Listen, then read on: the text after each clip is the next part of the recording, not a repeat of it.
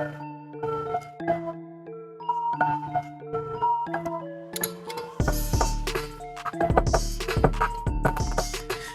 hello. Welcome back to another episode of The World Can Wait. If you've been following us for this week, then you know that we've been focusing on drug culture and everything that kind of perpetuates the culture in our society, what it's like to kind of walk through that on the inside, on the outside. If you caught our episode on Tuesday, then you heard a lot that we don't get to hear, a lot that I think about what it's actually had, how it affects so many different, more than just what we tend to think. So, what I wanted to do today is really be able to journey coming out of that, just to really show that you not have to. It's something that you've dealt with, but that you able to grow and move past. So yeah, we really want that shame to be able to be taken away. And so I'm joined here today by my good friend Miriam, who I haven't seen in forever. Thank you so much for joining me and being willing to come on and talk about this with me. Um, so before we get into things, I'm just gonna open this up in a little prayer real quick, and then we'll get this thing moving. Thank you, God, for this time that we have to have conversations like this. Thank you for everything that we've been able to learn so far during this week, for all the knowledge that we didn't have before, and how we're able to move forward now and maybe help someone in a way that we weren't able to before. I ask that everyone's listening today would be able to take something from this conversation that they didn't know before. In your name we pray. Amen. Amen. So, Miriam, and I this is my first time like really hearing this too. Like I know a little bit, but just kind of jumping into it, how did you first find yourself dealing with drugs? So, for me, I actually dealt with addiction before I ever used my first drug. And I don't know if we've ever talked about this before, but I was really addicted to food all through like middle school, high school. And then when I got to college, I became bulimic. And that's something that just progressively got worse. And so at the time that I was introduced to drugs, I was at like my ultimate low, like mentally and emotionally, and just sort of like at the end of my rope, because my bulimia had gotten so bad.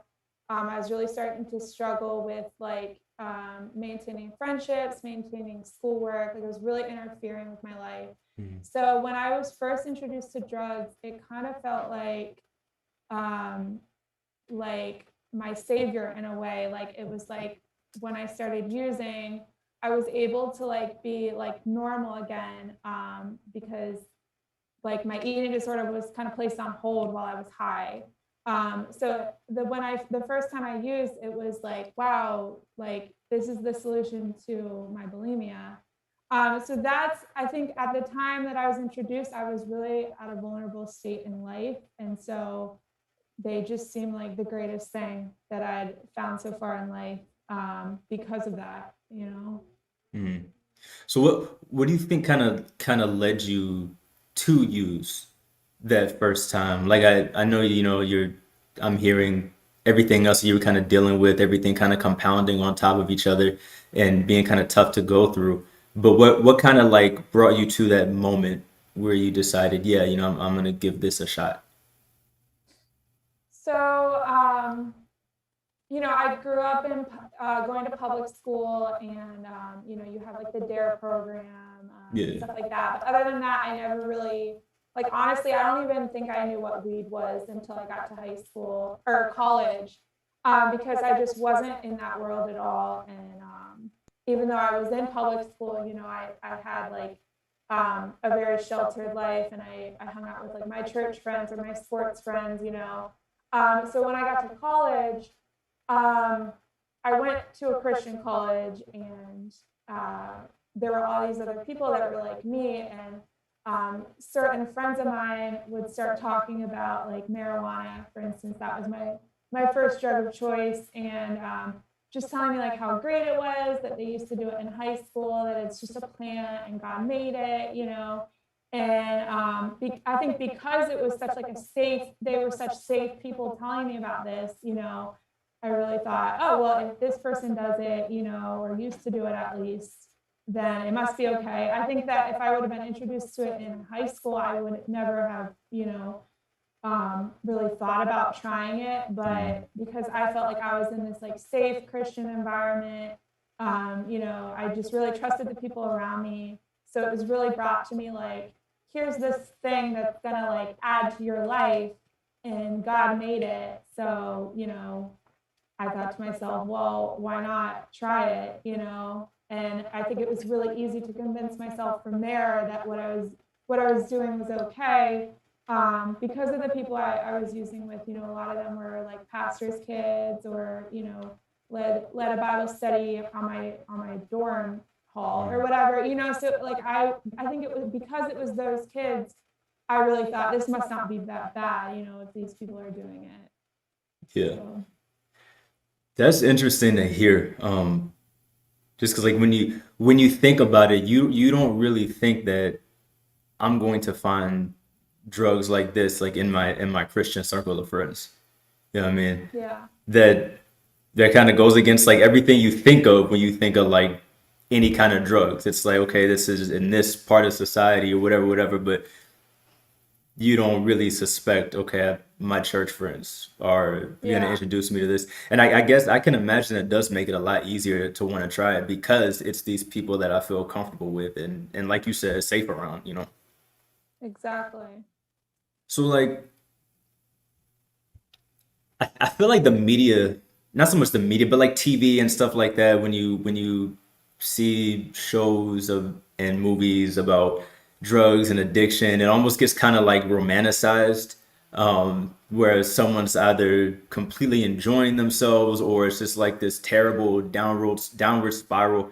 But what was it like for you? Was it something that, you know, while you were dealing with this, you just felt like, oh, this is the greatest thing ever the entire time? Or was it kind of a struggle? Was it scary? Like what was that experience like for you? Yeah. So, I mean, I had some really bad experiences right off the bat, but they didn't deter me. And once I like got through those, I really found at the beginning it was just, it was great, you know. And I like to describe it as like it started as fun, then it was fun with problems, then it was all problems, you know. So I think that there were definitely some really good moments in it. Um, but you know, the way that the disease progresses, you can never get that back, you know. So, and I think that's what perpetuates drug addiction is like this obsession with trying to get back the good days, you know. And it's just the way the disease works. It always gets worse. It never gets better. So it can start off really good, and it did for me, you know. But over time, uh, you know, I had some really horrible experiences. But like I said, really good ones too, you know. So I think there are some shows I feel like do a really good job of portraying what it's like, you know. Um, but I don't know. Yeah. And I think a lot of it's like more in that middle ground, like not a horrible, not amazing. Like it's like the daily grind of like trying to get money to get my drugs, you know, and Mhm. trying to figure out how to live, um, it, how to continue my lifestyle, you know. So you said that like I feel like that grind and you trying to get more and that kind of like middle ground of it's good but it's also bad. You kind of mentioned that like it that kind of perpetuates the addiction. Would you say that like the bad times kind of forced you back into it? Is that what you meant? Um, say that again. I'm sorry. Like would you say that kind of the rougher experiences do those kind of Hmm. make you want to stay hooked on? I guess I'm Right. trying to Yeah. understand what you meant Because by perpetuating the addiction. right. Yeah, it's like this idea in my head that like I can get back to how it was in the beginning, like that first high, like in the beginning when it was this new world that was really exciting and every drug I tried felt amazing, and you're like you have this like obsession like trying to get back to that, but it never comes. You're just stuck at the end of the disease, and people get stuck in that for, you know, decades. Maybe not today anymore because the drugs are so strong now, but like Mm. you used to like meet heroin addicts that, had been addicted for decades, you know? So I think that's a Okay. big part of it. Okay, yeah, that makes sense now. I completely follow you, and that's wild. But yeah, that makes a lot of sense. You keep mentioning the word disease, and that's something that I feel like people kind of go back and forth on. Is this a disease? Is this not a disease? And I've heard it both ways, but would you mind elaborating on why you feel like this isn't an actual disease? Yeah. Yeah, I feel like it's an actual disease. I feel like I actually have a physical reaction to drugs that like you could try um I don't know, coke or something and then just move past it. And like once I try it, like I continue on. And so like it's kind of like this like abnormal reaction that my body has to Mm. drugs. And so like I feel like I have this disease of addiction, and like no matter where I am in life, if I were to try a drug again, I would get back into that cycle of addiction and wouldn't be able to stop. And it's just like somehow, some way, my body's different than people that don't have the disease. And I think that you can have drug users that become physically addicted, but don't have the disease of addiction, if that makes sense. Okay, yeah, it does. And something that we talked about on Tuesday too, was kind of addictive personalities. Mm-hmm. And now that you explain it, that makes a lot of sense. Not so much, okay, I have this disease of this particular addiction, but I have this disease of addiction in general. Because I Yeah. mean, like you said, there are people that could try it once or twice, maybe three times, and be like, okay, yeah, I'm good. I'm not doing that anymore. Um, Mm-hmm. but yeah, okay, that makes sense. So someone asked if you could go a little deeper on that, and I'm guessing what they're referring to is deeper on the disease of addiction in and of itself. Um, do you feel like do you feel like that's something that could ever be kind of, I guess, cured or eliminated? Or is that something that if we kind of have that, then we have that and we have to learn how to move through life with that? Yeah, I think the second one. I think it's similar to cancer, that you can put it in remission. I Mm. can be in recovery, I can be sober, but it's always, there inside of me. Like I can't in 50 years even drink alcohol, moderately. I just don't have that in me.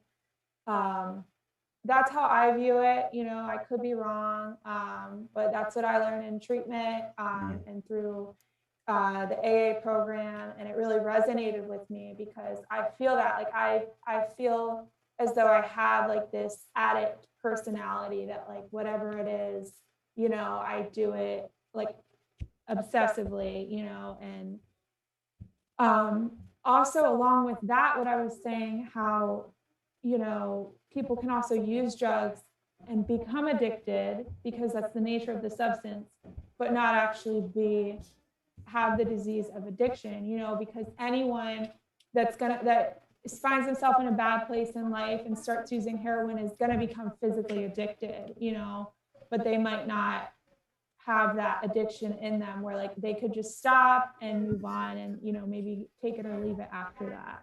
I don't feel as though I could take it or leave it at any point in my life, but it can be like cancer, like it can be arrested and put into remission. I think that the disease is treatable but not curable, if Hmm. that makes sense.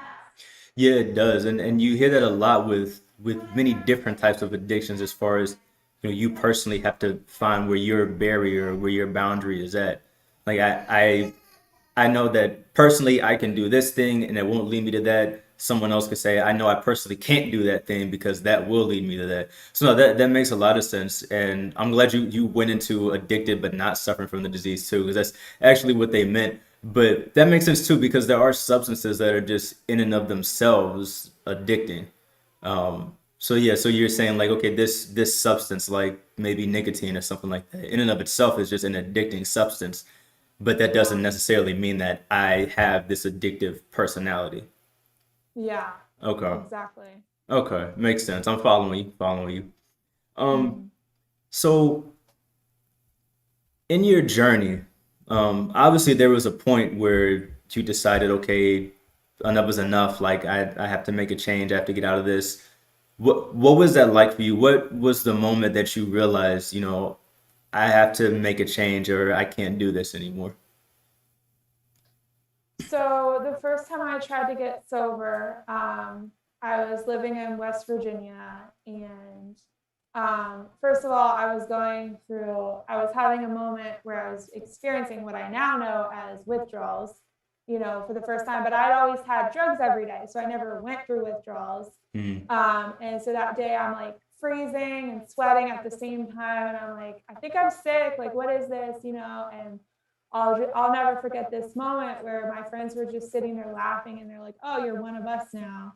And that was a really profound moment in my life. I was like, "What do you mean?" And they're like, "You're a drug addict." And I never really like saw myself as that, mm, because that just seems so harsh. And when you're like really in the lifestyle, it's just you really isolate yourself. For me, I really isolated myself. To the only people I hung out with were the people that would co-sign my lifestyle and that were doing it themselves. So you kind of forget that it's not the normal one. You think like I really started to think like I don't know how people go to work without being high. Like I just don't get it. mm, And about 3 days later, I got a letter in the mail from my sister, and she was just sort of like telling me about her life. Like it wasn't anything like super profound, but I had like this another like moment of clarity where I saw the contrast between my life and her life in this letter, and it really opened my eyes that like the life I was living wasn't the normal one, and it mm. wasn't the life that I had dreamed of growing up. And today I believe God really used my sister writing that letter to open my eyes and give me some clarity. And that's the first time that I came into recovery. And I moved back to Pennsylvania and lived with my parents for a few months. Um, so yeah, I don't know. Did that answer your question? Yeah, yeah, it definitely did. And it kind of brings me to the next question as far as like isolation goes, especially being isolated from loved ones. Is that something that you like felt on a regular basis even before you got that letter?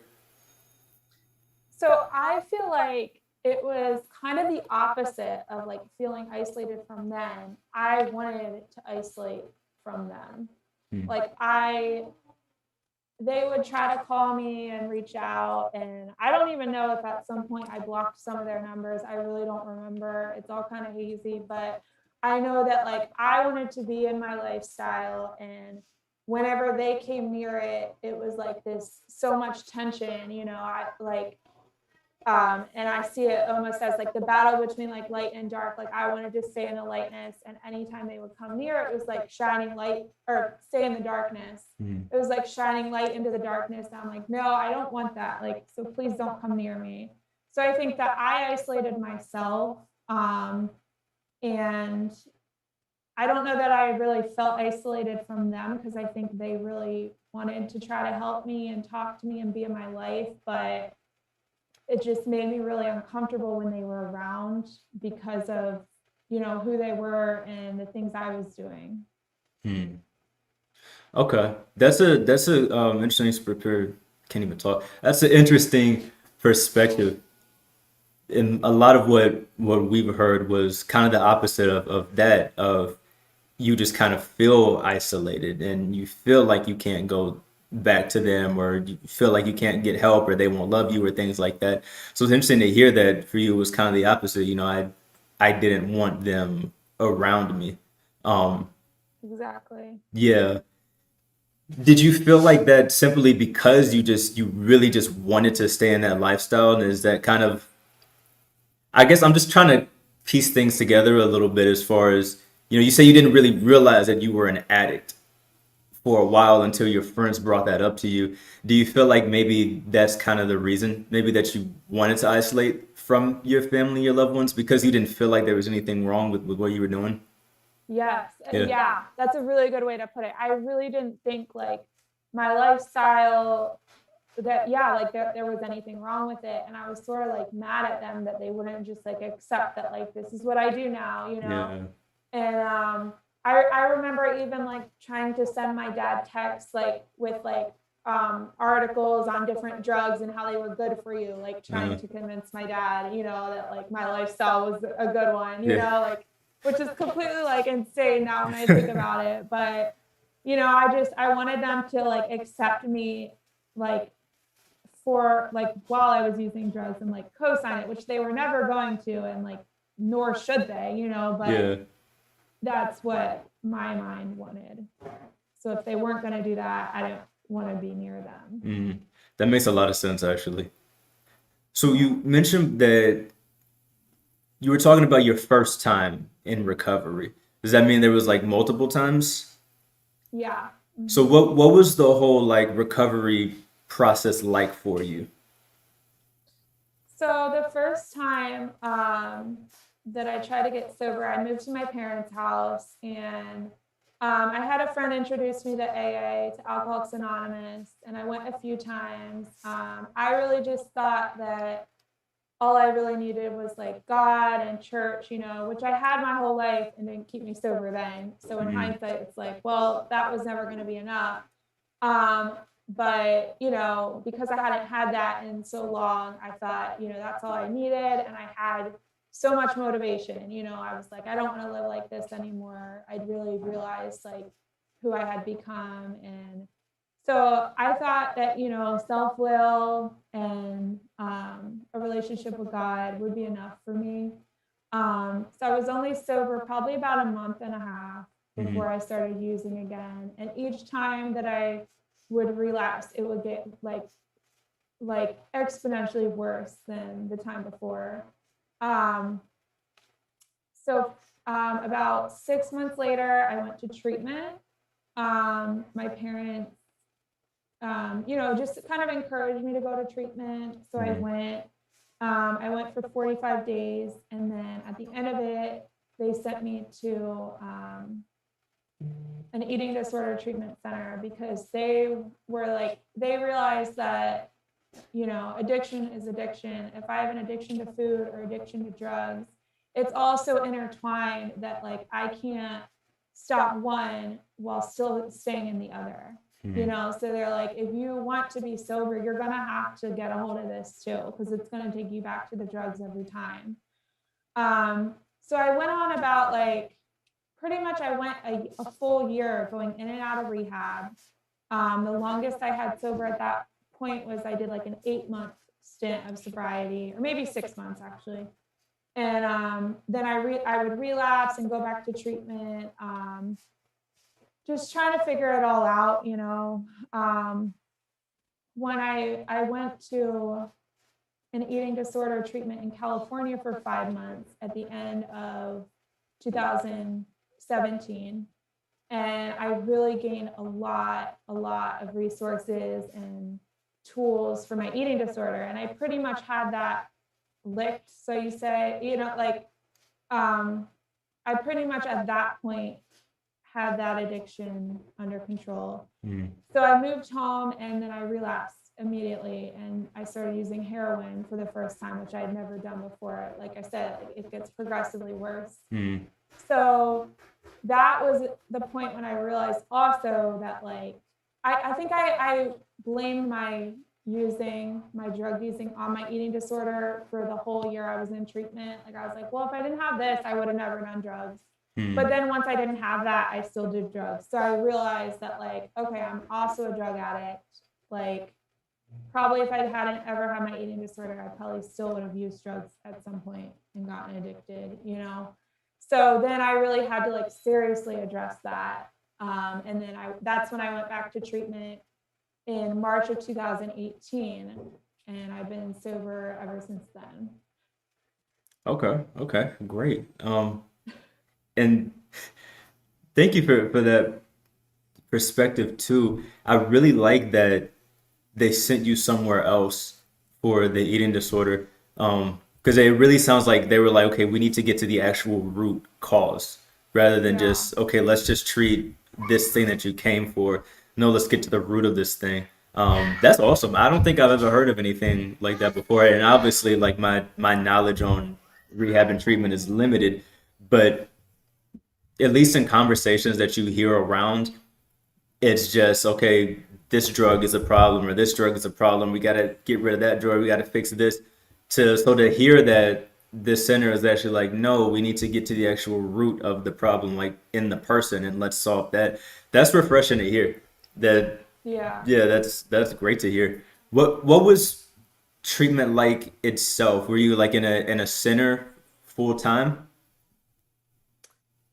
So most of my treatments were what's called partial hospitalization, Mm, where you live at like a residence and then you go to a center all day long, like from like 9 to 4 or something, and then you go back to the residence. So you're under like the supervision and the care of behavioral health technicians 24 hours, but you go and work with the therapist during the day at the mm. center. Okay, okay, got you. So after treatment and everything had ended, did you feel like you had any kind of trouble like readjusting to regular life? Yeah, absolutely. I loved, I was listening to your podcast on Tuesday, and I like that whole conversation was just, it was so good because, like they said, uh, yeah, you're learning how to redo everything sober. Yeah. And even if you only used for, 3 or 4 years, in my case, um, it's still like you have to completely relearn everything. And a big part of it is your body is rebalancing all the chemicals. So like nothing feels good to you for months, Mm, as your brain rebalances and your body rebalances. Um, but working a job was probably one of the hardest things. Learning how to like work sober because I wasn't ever doing like jobs that I necessarily liked, but because I was high, I was able to enjoy just being high while I did them, yeah. if that makes sense. Yeah, So yeah, now it I had to does. learn how to like work and enjoy it without drugs. Yeah. That was one of the hardest parts, I would say. Mm. Yeah, and like you said on Tuesday, we heard a lot of that. And I think that was the most profound thing for me to hear was no, it's not just kicking the habit and the addiction. Like I have to learn how to do everything all over again. But you put a new perspective on it as far as like, okay, this is the exact reason that I had to relearn this. I didn't like this before, but I had this keeping me going. Now I don't have this keeping me going. Do you feel like it was like that with a lot of things, or was it just like work in particular? This is the situation. I think everything. I mean, like friendships and relationships, I had to learn like how to be a friend, how to have friends again, how to just like hang out, like sit and talk with people.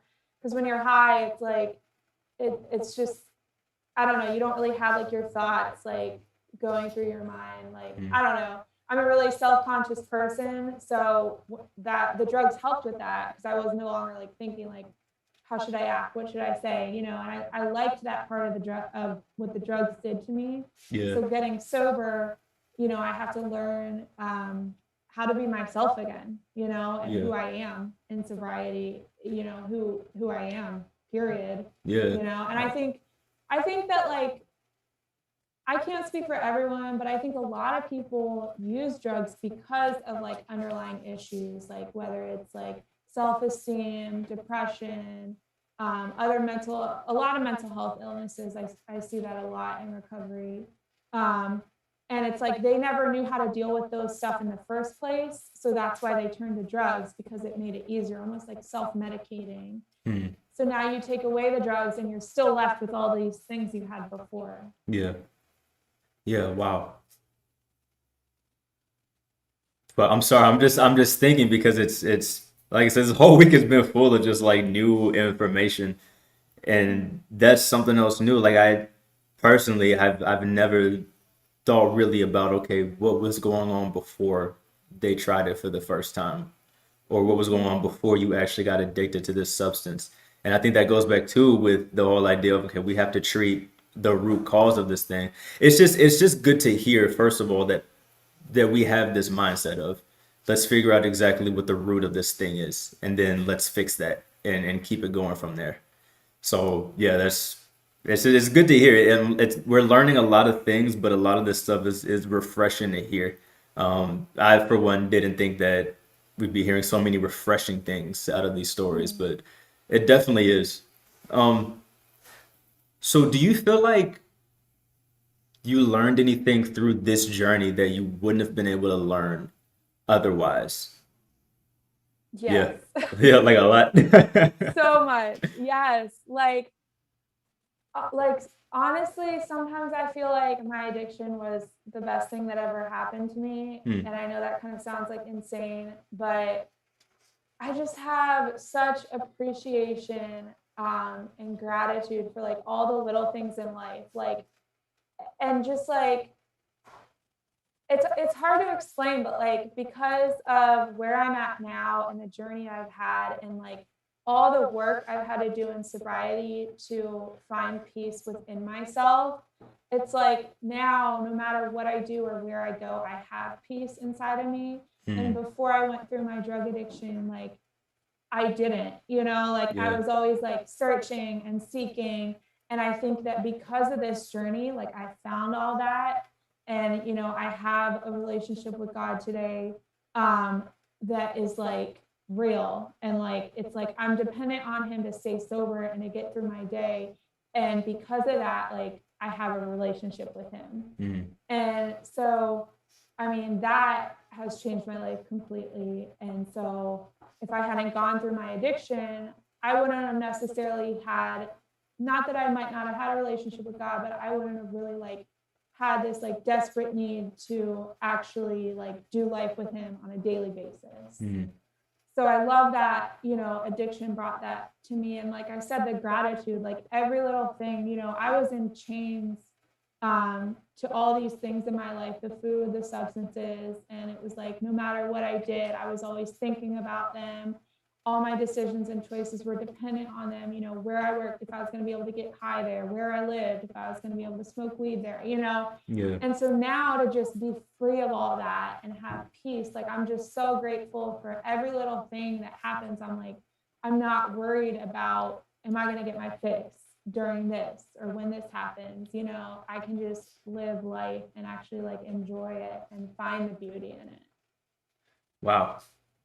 That's good because I feel like there's a lot of people that have not had a journey like that that still don't have peace in Yeah. just everyday things. So that's amazing that that's a takeaway from it.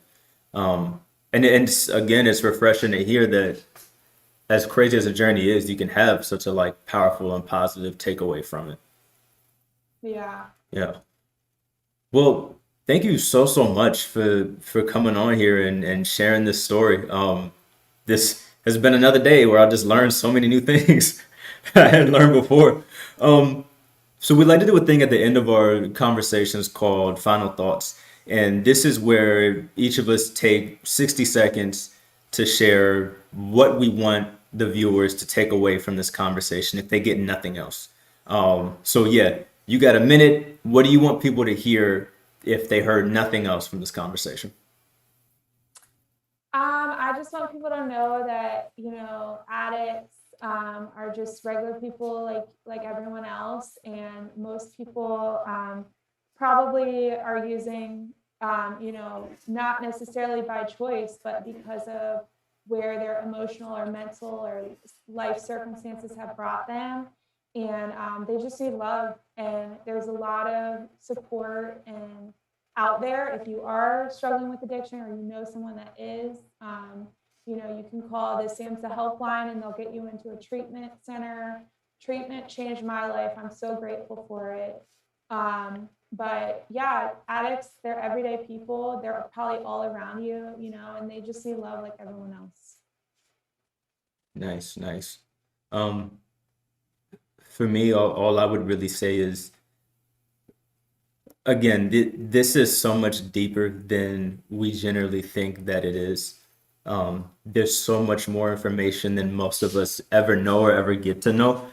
So if we have this information, then it's a lot easier to like she said, to love on people just in general, but to love on people that are dealing with things, to see someone who might be addicted to drugs and not think of them as lesser than, but to be able to think of them as, hey, this is a person just like me, but they may have this deep underlying issue that led them to where they're at now. How can I help them? What can I do to kind of meet whatever need, even if it's just as little as let me not be judged as this person, not treat them any differently than I would treat someone else.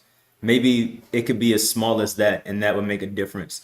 But if you know more, you can do more. And so I would encourage anyone that's watching this, that's heard this, to watch it again and to share it with somebody else, because, like I said, this is information we don't get on a normal basis or from a lot of different sources. So once we have it, who knows who we can help in our lives. Um, yeah, but with that, again, Miriam, thank you so much for coming on and sharing your story and talking to me. I really appreciate it. Thank you to everyone who came in to hang out with us. I hope that you learned something that you didn't know before, and that, like I said, you can go forward and use that to help someone else out. We will be on again tomorrow for the world in the meantime. We'll let you know everything that happened this week and let you know what's going on next week. With that, I'm going to close this out in a little prayer and we'll be out of here. Thank you, God, again for this conversation. Thank you for everything that we were able to talk about and everything that we were able to learn. I ask that you would help us not to forget what we learned, but to keep it and to actually be able to go out and use it to help someone else in need. In your name we pray. Amen. Amen. All right, guys, thank you again for coming and hanging out with us. Make sure you tune in tomorrow at 6 p.m. for the world in the meantime. And with that, you guys take it easy.